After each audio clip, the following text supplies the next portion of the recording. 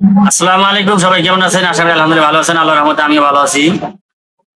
এর আগে আমি এই গন্ডোলার, কেউ বলে 12 ভোল্ট সার্কিট, কেউ বলে এইটি, এর আমি দুইটা ভিডিও দিয়েছি, প্রথম পার্ট এবং দ্বিতীয় পার্ট। আজকে আমি তৃতীয় পার্ট দেবো। এর সমস্ত বিষয় আপনাদেরকে আমি জানাবো, কিভাবে এই ছাপ্পনার গুলো মেরামত করবেন তা আপনাদেরকে আমি দেখাবো। তা চলুন, আজকে একজনে এই কন্ডোলারটা আমাকে দিয়ে গেল। এটা কিন্তু খুব ভালো মানের একটা ছাপ্পন্ডোলার। কেউ বলে এইটি, কেউ বলে 12 ভোল্ট সার্কিট, কেউ বলে এইটি। এটা কিন্তু খুব ভালো মানের, কিন্তু এটা ভুল আসতেছে কিনা তা আপনাদেরকে আমি সেটা দেখাবো। আমি চার্জারের লাইন দেবো এখন। আমি চার্জারের লাইন দিয়েছি, দিয়ে দেখাবো যে ভুল আসে না কেন, কিভাবে মেরামত করবেন। দেখেন,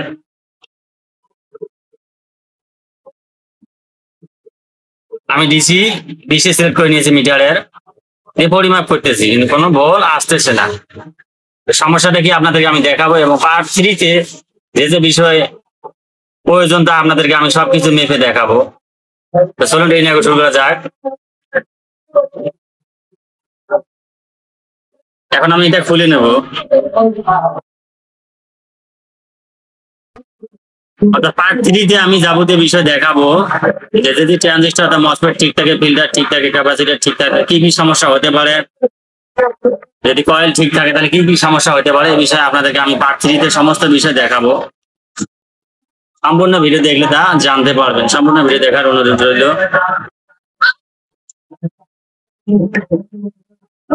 সবার আগে আপনারা দেখে নেবেন যে এখানে কোনো, এই যে ফিল্টার দুইটা আছে, একটা থেকে 100 ভোল্ট, একটা থেকে 25 ভোল্ট, এবং একটা থাকে ছোট ফিল্টার, একটা ক্যাপাসিটার। এই তিনটে আগে দেখে নেবেন, তারপরে যে আপনার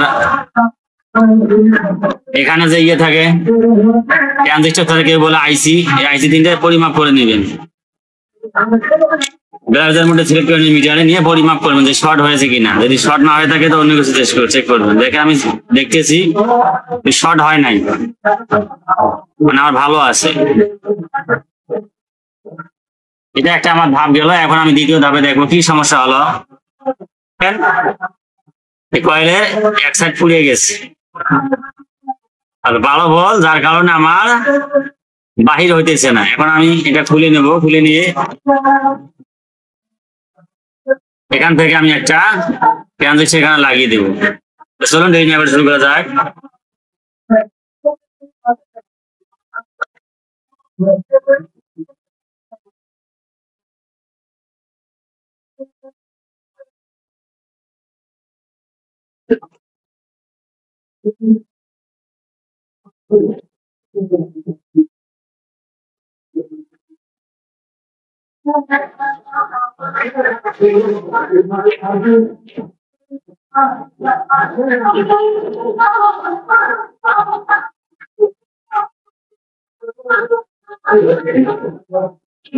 এটা আমি এখন খুলে নেব। আমি যেভাবে কাজ করি আপনারা সেভাবে কাজ করবেন, তাহলে কাজটা খুব তাড়াতাড়ি হবে। দেখেন, আমি ইজিলি কিন্তু সব কাজ করতেছি, কোনো সমস্যা হইতেছে না। ভিডিও করতে যে সময় লাগে সেই সময় আমি কিন্তু সাব কন্ট্রোলার এবং রেটটি, কেউ বলে 12 ভোল্ট, যে যাই বলেন না কেন, মেরামত করতেছি।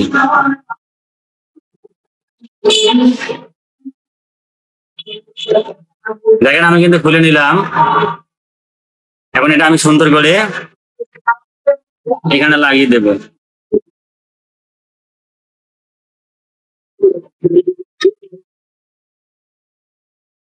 এখানে দেখেন খাপ দুইটা করে দেওয়া আছে, ফুটা দুইটা করে দেওয়া আছে। আপনার যেখানে খাটবে সেখানে আপনার লাগিয়ে দিয়ে শর্ট করে দিবেন, কোনো সমস্যা নাই। যেখানে লাগবে সেখানে দিয়ে শর্ট করে দিবেন।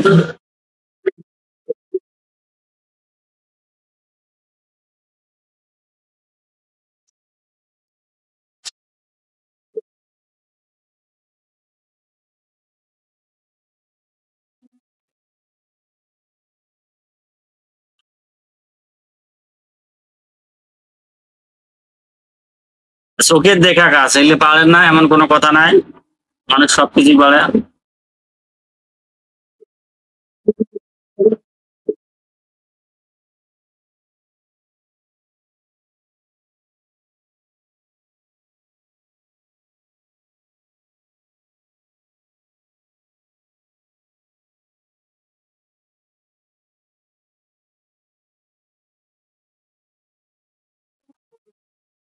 দেখেন, আমি কয়েলটা পাল্টিয়ে দিয়েছি।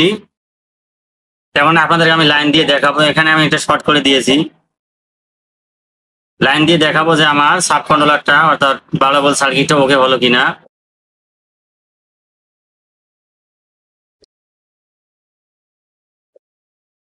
একটা চার্জার নিয়েছে, চার্জারের মাধ্যমে ভোল্ট প্রবেশ করাই,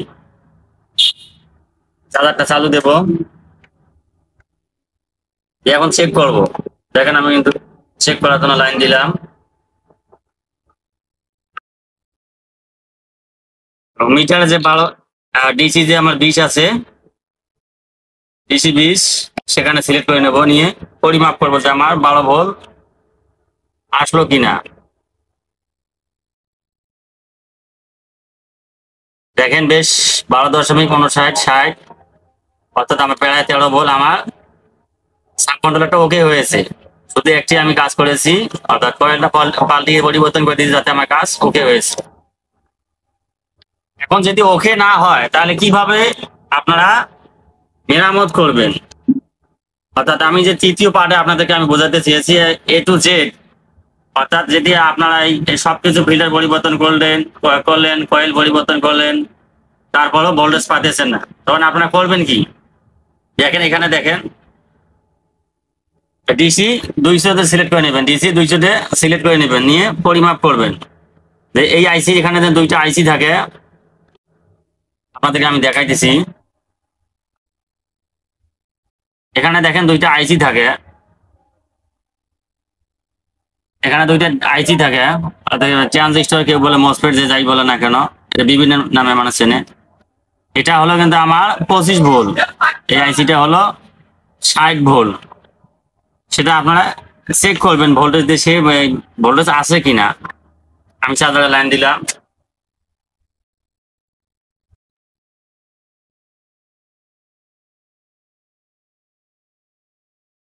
চার্জারের লাইন দিয়ে চেক করব। তো দেখেন আমি চেক করতেছি মিটারের দিকে, দেখেন যে আমার এখানে 60 ভোল্ট আছে কিনা।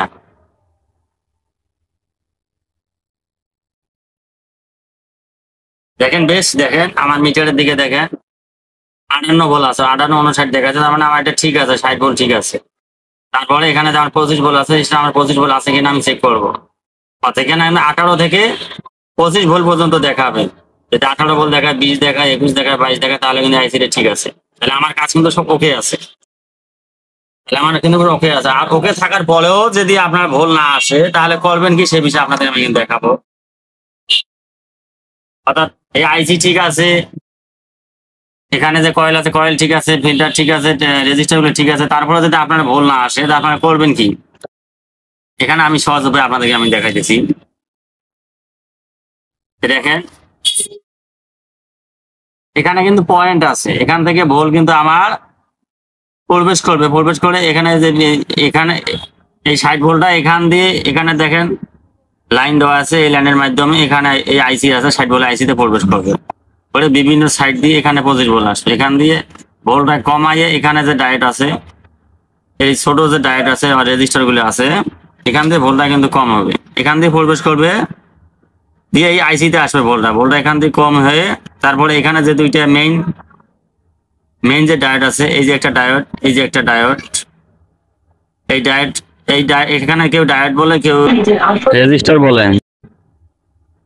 এখানে যে এই রেজিস্টার গুলো আছে এর মাধ্যমে কিন্তু ভোল্টটা আমার 12 ভোল্টে প্রবেশ করবে। এখানে যদি এই দুইটা পা যদি নষ্ট হয়ে যায়, এই যে একটা এবং দুইটা, তাহলে কিন্তু এখানে সব ভোল্ট ঠিক দেখাবে, তারপরে কিন্তু ভোল্টটা 12 ভোল্ট আসবে না।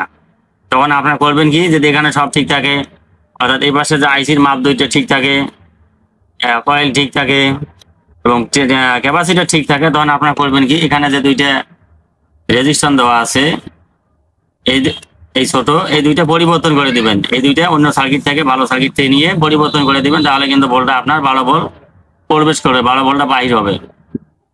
এই হলো কাজ পার্ট 3-তে। আপনারা ভিডিওটি যদি ভালো লাগে থাকে তো অবশ্যই সাবস্ক্রাইব করবেন, আমার চ্যানেলটা নতুন। আল্লাহ হাফেজ।